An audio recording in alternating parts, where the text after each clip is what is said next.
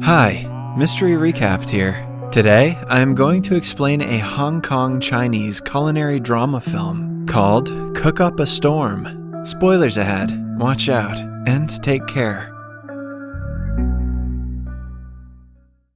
The movie centers around a famous local restaurant named The Seven in Spring Avenue, Hong Kong. The talented chef of the restaurant, Sky Ko, specializes in Southern-style cuisine. A TV host features the 30-year-old restaurant and its chef on a culinary program. Sky shows his talent on national television, even though he is already popular as the best chef in all of Spring Avenue. Alongside him, his friend Uni is also introduced to the people. She usually manages the financial aspect of the restaurant. Sky is very definitive about the quality of food and time they provide to their customers, which is part of the reason why their restaurant is so popular.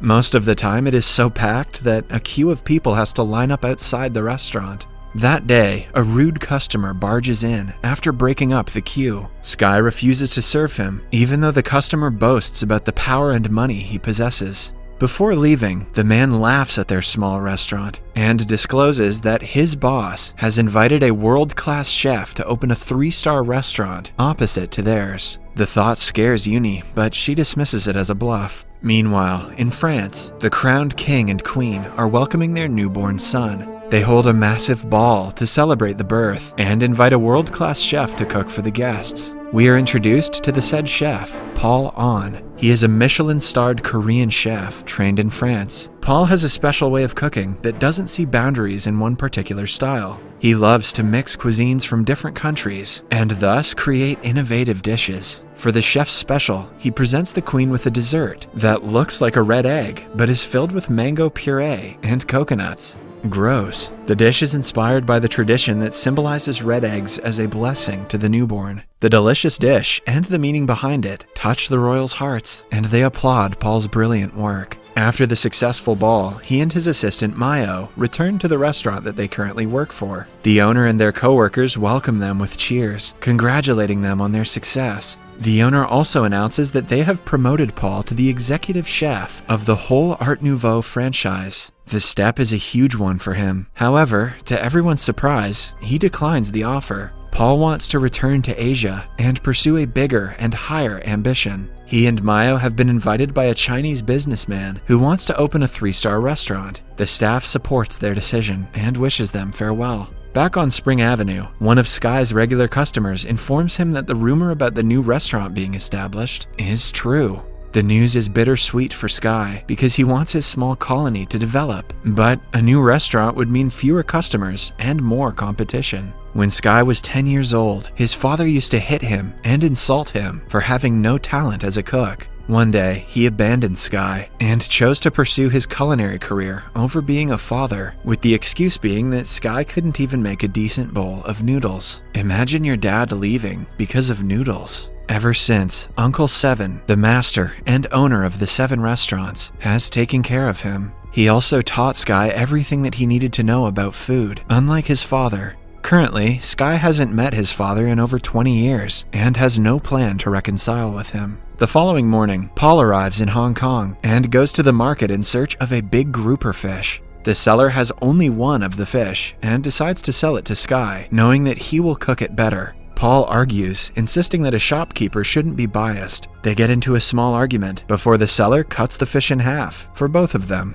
A few weeks later is the opening ceremony of the 3-star restaurant named Stellar that is right in front of the 7 restaurant. The chairman and manager of the Lee Management Group arrives as the first guests of the restaurant and are welcomed by Paul and Mayo. At the same time, the people from the 7 restaurant start announcing different discount offers they're offering for the next week. When the security guards from the Stellar restaurant try to stop them, a conflict arises. This attracts Paul and the guests' attention, making them come out to see what the fuss is about. When the conversation gets heated, Mayo suggests they hold a competition to see which cook is better. Sky and Paul recognize each other from the market and accept the challenge. They decide to indulge in a fish cutting competition. Paul goes first and skillfully picks all of the ribs from a fish in no time. Following that, Sky takes the same fish and cuts it into even pieces in under a minute. The crowd claps for him, and even Paul is impressed. The chairman of the Lee Group has to announce the results. In an unbiased way, he claims that the true results will only be announced in the International Chef Challenge competition that both chefs have taken part in. He also announces that he is planning to take over the entire Spring Avenue colony, to remove all of the buildings and modernize it.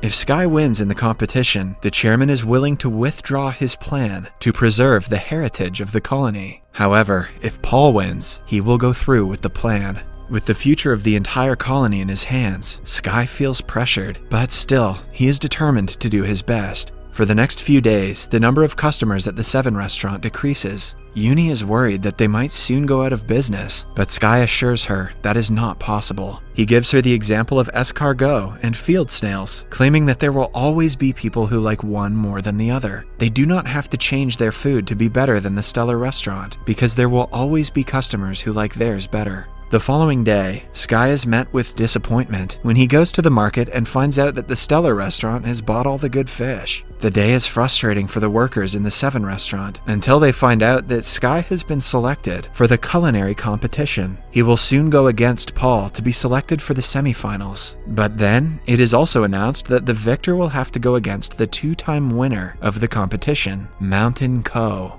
Sky is shocked to see that his father has achieved the success he wanted to. He is now even more determined to reach the finals and compete against him. That night, Seven returns home from his trip and calls Sky to a pub. Excited to meet him after so long, Sky runs to the location but finds his father with Uncle Seven. Mountain bluntly says that he still doesn't believe in Sky and doesn't regret leaving him for his career. The words are the most hurtful thing Sky has ever heard, but he hides his pain with anger. He promises to win the competition and prove that being a good cook doesn't require being a bad person like Mountain is. On the day of the culinary duel, the contestants get 90 minutes to cook a dish of their choice and present it. Sky makes a traditional salt-baked duck, while Paul makes a foie gras sorbet. The entire 90 minutes are intense, as both cooks show great expertise while cooking their respective dishes. Sky cuts the duck's insides with little to no effort and pulls them out efficiently, making the audience gasp. In the end, he bakes the duck in salt and breaks the additional layer to reveal a well-cooked duck with vegetable stuffings. The judges try it and seem to be more impressed by Sky's duck than Paul's sorbet. When it is time to vote, Paul receives 3 9s and a whopping 10 out of 10, scoring a total of 37 points. Right after, Sky receives 2 10s from the first 2 judges. The third judge gives him a 9, but the last judge only gives him an 8. Because both chefs have tied in points, the head judge makes the executive decision to make Paul the winner, because his dish presentation was superior to Sky's bland plating. Although Paul's victory should have solidified his abilities as a cook, things did not go as expected. While celebrating their victory, the manager informs Paul that he wants to replace him with Mayo to compete in the finals. According to him, a woman is more appealing in the media than a man. When Paul tries to defend his position as head chef, Mayo exposes that he has difficulty tasting certain flavors like saltiness.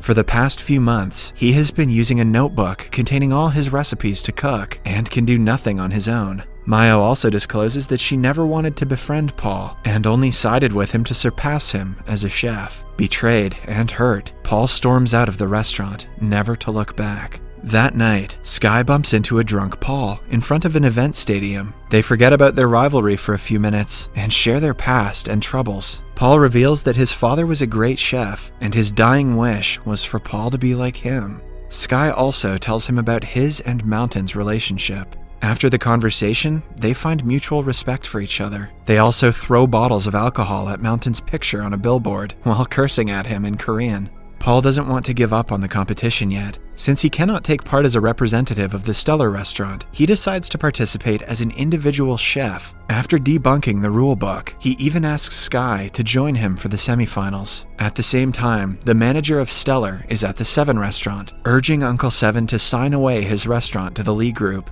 Right then, Paul and Sky appear and announce their partnership. Paul also reminds the manager that as the winner of the competition, he is eligible to compete at the championship. For the next few weeks, Sky and Paul work and train together. They try each other's styles of cooking and reach a common ground of modernization of traditional cuisine. The semi-final of the culinary competition takes place at the Studio City Casino in Macau. The one to win the round will have to face the current god of cookery, Mountain Co. The competition starts, and Sky and Paul use both their culinary strengths to compete against 4 other great chefs from different parts of the world. Somehow, the Lee group has also made Mayo take part in the competition. She cooks extra carefully to prove that she is better than Paul. She makes an oyster dish with frozen foam that the judges compliment initially, but on being served, they seem to find it mediocre. Meanwhile, Paul and Sky create a deconstructed mapo tofu. Sky's sense of taste helps determine the flavor of ingredients, while Paul's understanding of the culinary artistry helps with the techniques and processes used. Together, they create a traditional dish with a modern design.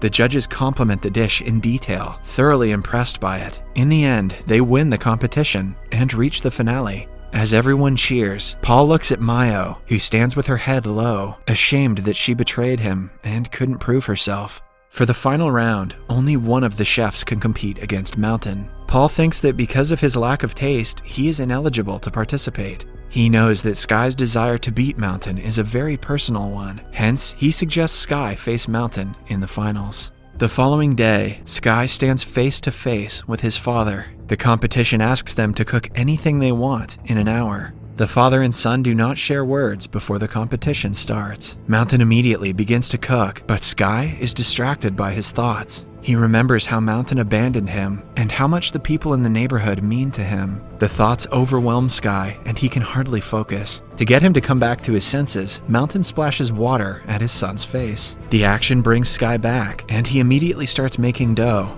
By the end of the hour, Mountain makes an aesthetic sugar display of molten lava with a flower on top. In contrast, Sky's dish is a bit more simple, but personal. He makes noodles, like the noodles that Mountain made years ago, before abandoning his son. The judges try Mountain's dish and are impressed by it. However, Sky never hands his dish to them. Instead, he gives the bowl of noodles to Mountain. Mountain eats it and is moved as he remembers what the noodles represent. At last, he has no choice but to acknowledge his son's brilliance in culinary art.